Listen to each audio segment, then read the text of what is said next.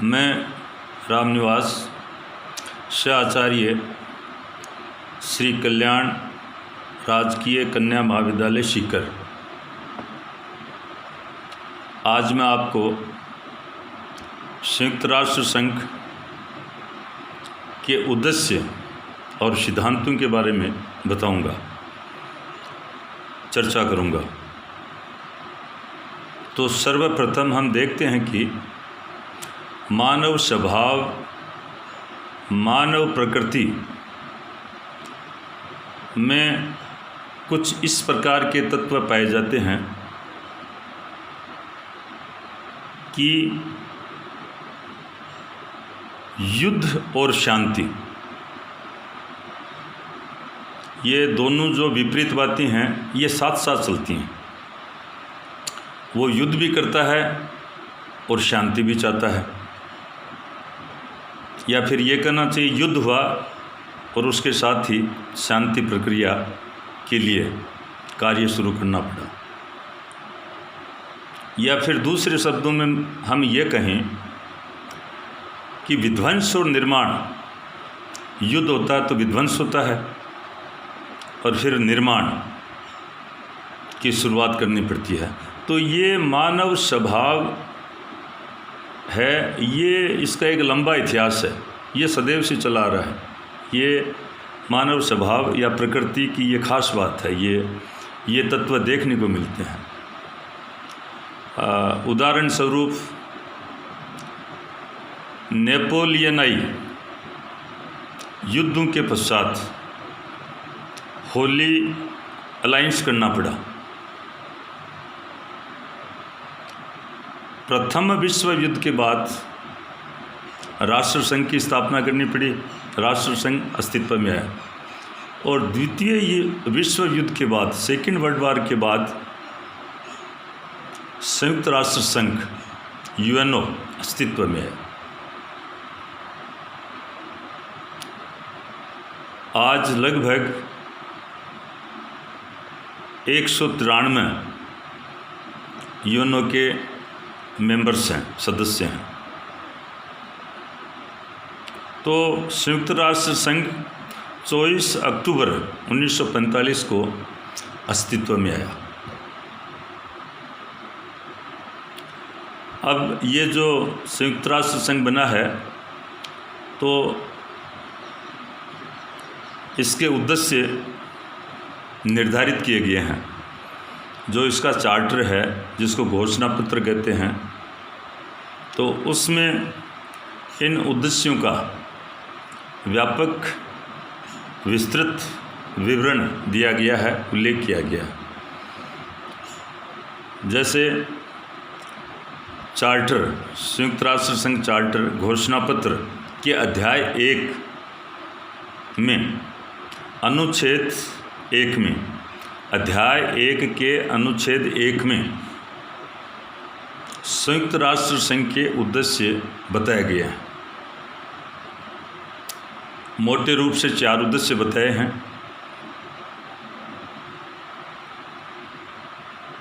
फिर उसमें 2 उद्देश्य, उसके और लक्ष्य बनाए गए हैं। तो इस प्रकार से हम कह सकते हैं कि कम से कम 6। तो जैसे पहला उद्देश्य है अंतर्राष्ट्रीय शांति और सुरक्षा को बनाए रखना। अंतर्राष्ट्रीय शांति और सुरक्षा को बनाए रखना। ये जो संयुक्त राष्ट्र संघ के सदस्य राष्ट्र हैं, जिन्होंने प्रारंभिक सदस्य के रूप में इस चार्टर पर हस्ताक्षर किए हैं, जो 51 राष्ट्र थे, या उसके बाद में जिन्होंने हस्ताक्षर करके संयुक्त राष्ट्र संघ की सदस्यता ली है, उन सब को ये प्रयास करना है कि पूरे विश्व की, दुनिया की शांति और सुरक्षा बनाए रखनी है, बनी रहे। और जो आक्रामक प्रवृत्तियां हैं, कोई छोटा मोटा देश इस प्रकार की प्रवृत्तियों को अपनाता है तो किसी न किसी प्रकार से उन प्रवृत्तियों को, आक्रामक प्रवृत्तियों को, आक्रामक कार्यों को नियंत्रण में करना, किसी भी प्रकार से उसको नियंत्रित करना, जिससे पूरे विश्व के सामने फिर किसी विश्व युद्ध का संकट खड़ा न हो जाए, कोई ऐसी समस्या, या फिर कहना चाहिए शांति और सुरक्षा खतरे में न पड़ जाए। तो सबसे पहला उद्देश्य है, और ये किसी एक का नहीं, ये कलेक्टिव सिक्योरिटी के अंतर्गत सबका दायित्व है। ये जो भी इसके मेंबर्स हैं, वो इस प्रकार की कहीं स्थिति परिस्थिति पैदा होती है शांति और सुरक्षा को लेकर संकट में डालने वाली, तो सब सावचेत होंगे और सब उसको ठीक प्रकार से नियंत्रित करने में अपना प्रयत्न करेंगे। दूसरा उद्देश्य है अंतर्राष्ट्रीय विवादों का शांतिपूर्ण समाधान। जो भी मान लो किन्हीं दो राष्ट्रों के बीच में, ज़्यादा राष्ट्रों के बीच में किसी भी समस्या को लेकर कोई इश्यू खड़ा हो जाए, कोई समस्या आ जाए, अंतर्राष्ट्रीय प्रकार की कोई समस्या पैदा हो जाए दो राष्ट्रों, दो से अधिक राष्ट्रों के बीच में, तो उसका विवाद हो सकता है, समस्या क्रिएट हो सकती है, पर उसका शांतिपूर्ण समाधान होना चाहिए, जिससे ये विश्व संगठन खतरे में न पड़े और विश्व शांति और सुरक्षा को कोई खतरा पैदा न हो। तो जो भी विवाद ऐसा कोई आता है, बनता है, कोई समस्या आ गई, तो हर समस्या का, हर इश्यू का शांतिपूर्ण तरीके से समाधान खोजना है, उसका हल निकालना है। तीसरा, राष्ट्रों के आत्मनिर्णय और उपनिवेशवाद विघटन की प्रक्रिया को गति देना। तीसरा उद्देश्य क्या है? राष्ट्रों के आत्मनिर्णय के सिद्धांत को सुरक्षित करना है। छोटा बड़ा, विकसित, विकासशील, पिछड़ा हुआ कोई भी राष्ट्र है, सबको अपना उसके आत्मनिर्णय का सम्मान करना चाहिए, उस पर अपना निर्णय थोपना नहीं चाहिए। वो अपने आत्मा की पुकार, जैसे एक व्यक्ति अपने आत्मा की पुकार के आत्मनिर्णय के अनुसार अपना जीवन निर्वहन करे, उसी प्रकार से प्रत्येक राष्ट्र का जो आत्मनिर्णय है उसका सबको सम्मान करना चाहिए। और उपनिवेशवाद विघटन की प्रक्रिया को गति प्रदान करना। किसी ज़माने में बड़े राष्ट्रों ने, जैसे हम भी उसके साम्राज्यवादी ताकतों के शिकार रहे, हम भी एक उपनिवेश के रूप में एक लंबा समय, और कितने किस प्रकार से हमारा शोषण हुआ, हम कितना पिछड़ गए। तो ऐसा कहीं भी जो भी उपनिवेश हैं उनके विघटन की प्रक्रिया को गतिशीलता प्रदान करनी है। ये इनके इन प्रकारेण ऐसी जो भी कॉलोनी हैं, उपनिवेश हैं, उनको स्वतंत्रता प्रदान करने के प्रयासों में हमें भागीदार बनना चाहिए। और हम स्वयं भी किसी क्षेत्र को कॉलोनी के रूप में नहीं बनाएंगे, विकसित नहीं करेंगे, ऐसा नहीं करना है। तो आत्मनिर्णय का सम्मान करेंगे और उपनिवेशवाद को ख़त्म करना, उसकी दिशा में हम अच्छा सब मिलकर प्रयत्न करेंगे।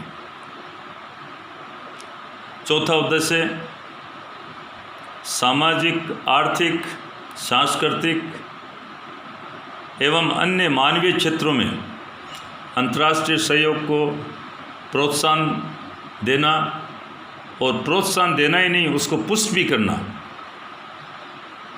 ये सबको करना है। सामाजिक, आर्थिक, सांस्कृतिक और मानवीय क्षेत्र,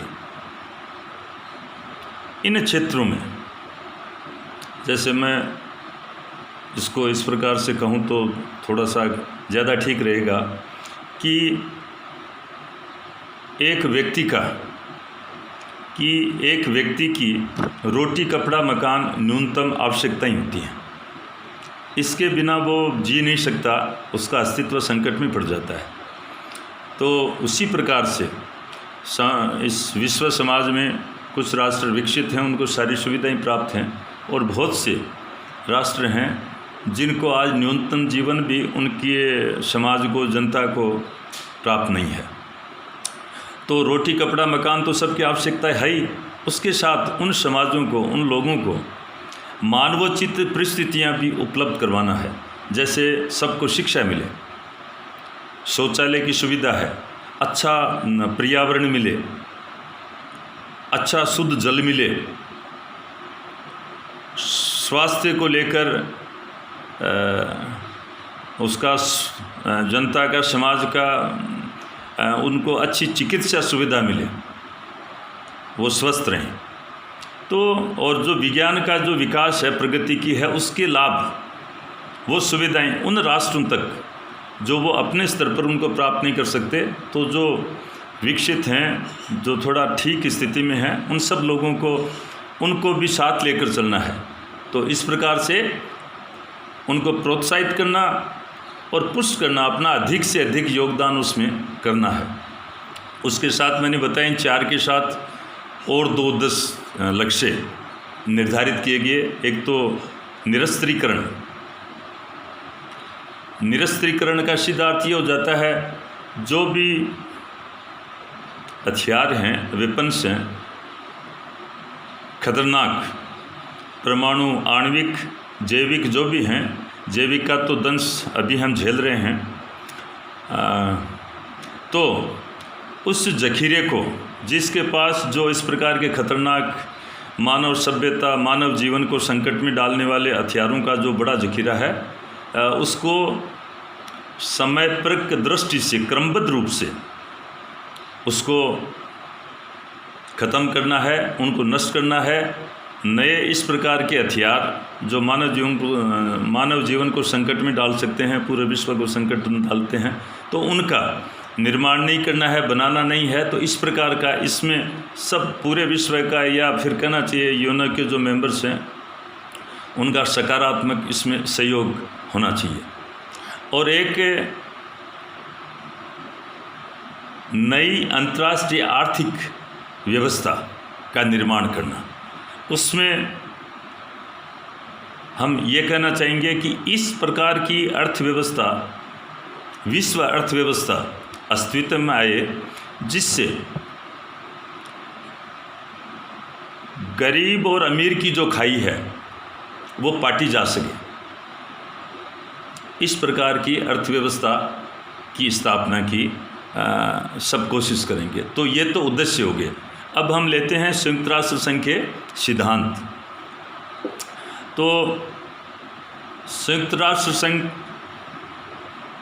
के अनुच्छेद, संयुक्त राष्ट्र संघ चार्टर घोषणा पत्र के अनुच्छेद 2 में इसके मौलिक सिद्धांतों की चर्चा की गई है। तो उन सिद्धांतों के अंतर्गत सबसे पहला सिद्धांत है,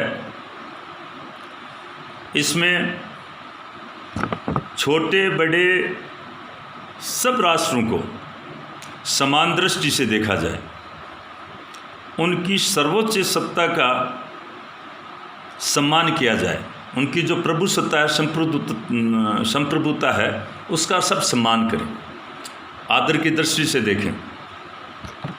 पहला सिद्धांत ये है। दूसरा, जो संयुक्त राष्ट्र संघ चार्टर है, घोषणा पत्र है, उसमें इसके जो 193 सदस्य हैं, उन सब को राष्ट्र संघ, संयुक्त राष्ट्र संघ के प्रति जो दायित्व वो निर्धारित करता है, या फिर कहना चाहिए जो कर्तव्य हैं संयुक्त राष्ट्र संघ के प्रति, उन कर्तव्यों का वो पालन करें। आपने देखा होगा पीस कीपिंग फोर्स,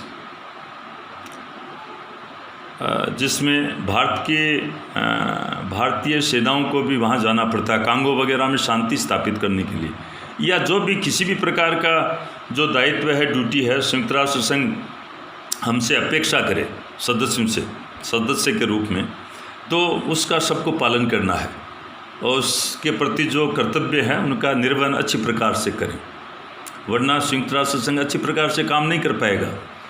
और तीसरा इसमें जो हमने उद्देश्य के अंतर्गत भी देखा कि सभी सदस्य अंतर्राष्ट्रीय झगड़ों का शांतिपूर्ण समाधान करेंगे। जैसे दो राष्ट्रों के बीच में भारत पाकिस्तान, भारत चीन, भारत नेपाल, कुछ इस प्रकार के जो झगड़े आपस में कई बार हो जाते हैं, तो ये नहीं कि उनको आप और ज़्यादा बढ़ा दो, पूरे विश्व या संयुक्त राष्ट्र संघ को संकट में डाल दो, ऐसा नहीं करना चाहिए। जो भी इस प्रकार के इश्यूज हैं आप अपने स्तर पर या किसी भी एजेंसी के माध्यम से या अनेकों प्रयत्नों से वो शांतिपूर्ण ढंग से उनका समाधान करना है। ये चौथा इसमें है कि जितने भी इसके मेंबर हैं संयुक्त राष्ट्र संघ के, तो उन संयुक्त राष्ट्र संघ का जो चार्टर है, चार्टर के जो अनुच्छेद हैं उनकी भावनाओं का सब सम्मान करेंगे।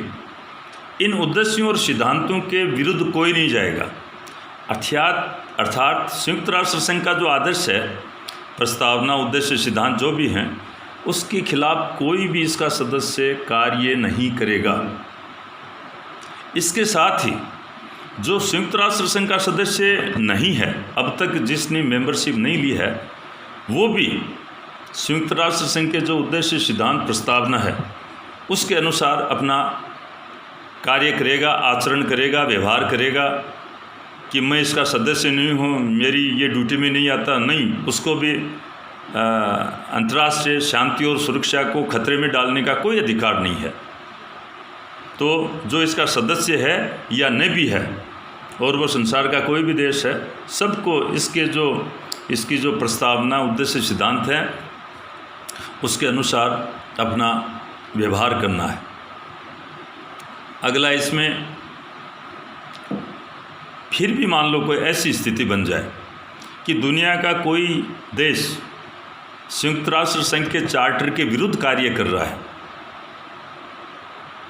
जैसे उत्तरी कोरिया को हम लें, पिछले दिनों वो अपने परमाणु अस्त्रों का परीक्षण वगैरह कुछ जो शायद अंतर्राष्ट्रीय शांति और सुरक्षा को उससे बड़ा खतरा पैदा हो सकता था, हथियारों की होड़ हो जाती, कुछ इस प्रकार का और करते, तो ये पूरे मानव समाज को इससे वो खतरे में डालते हैं। तो इस प्रकार के जो उत्तरी कोरिया जो कर रहा था, तो उस जैसे राष्ट्र का कोई भी राष्ट्र उसकी मदद नहीं करेगा। मान लो कोई अंतर्राष्ट्रीय संगठन, अंग उसको लेकर कोई किसी प्रकार का प्रतिबंध लगाए, कोई सैंक्शन आर्थिक हैं और हैं कुछ इस प्रकार का, तो उसमें संयुक्त राष्ट्र संघ के साथ होना चाहिए। ये नहीं कि कोई सदस्य उसकी मदद करे। तो जो चार्टर के खिलाफ चल रहा है उसकी किसी भी संयुक्त राष्ट्र संघ के सदस्य को मदद नहीं करनी चाहिए।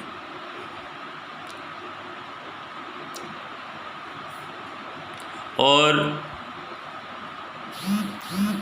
एक इसका जो अंतिम है सिद्धांत है, वो संयुक्त राष्ट्र संघ किसी भी सदस्य के जो आंतरिक मामला, घरेलू मामला है, उसमें हस्तक्षेप नहीं करेगा।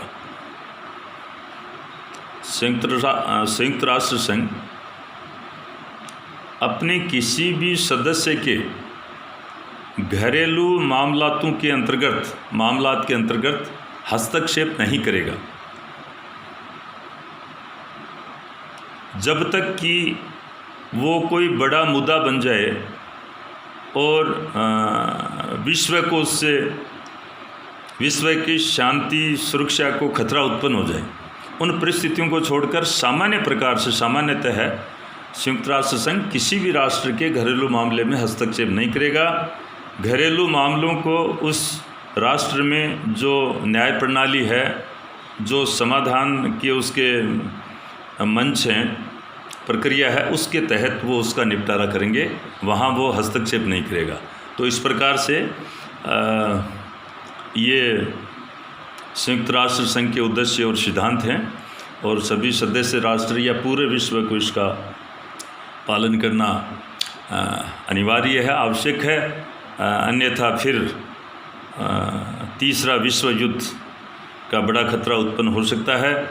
और आप ये भी देख रहे होंगे किस प्रकार से ये दुनिया का कोविड, ये कोरोना वायरस है और है इस प्रकार का, ये अब तो और भी वो जो ये इस प्रकार का पहली बार पूरे विश्व को खतरा, पूरी दुनिया इससे त्रस्त है, इस संकट से उबरने का सामूहिक प्रयास कर रही है। तो ये भी ध्यान रखना है कि आइंदा से कोई राष्ट्र ये जैविक हथियार, इसको मैं कह सकता हूँ, ये कृत्रिम है या नेचुरली है, पर ऐसा मानव जीवन को संकट में डालने वाला कार्य किसी को करना नहीं है। ये तो अभी शोध का विषय है, कैसे हुआ है, क्या हुआ है, शायद थोड़े दिनों बाद इसकी सच्चाई का पता लग जाएगा। तो और ये नेचुरली भी है, ऐसा कोई मान लो तो भी पूरे विश्व को मिलकर ऐसे प्रयास करने चाहिए कि ये जो इस प्रकार के वायरस हैं इनका सब मिलकर इनका समाधान करें, जिससे हमारी मानव जाति सुरक्षित रहे, आबाद रहे और वो विकास के मार्ग पर बढ़ती रहे। धन्यवाद।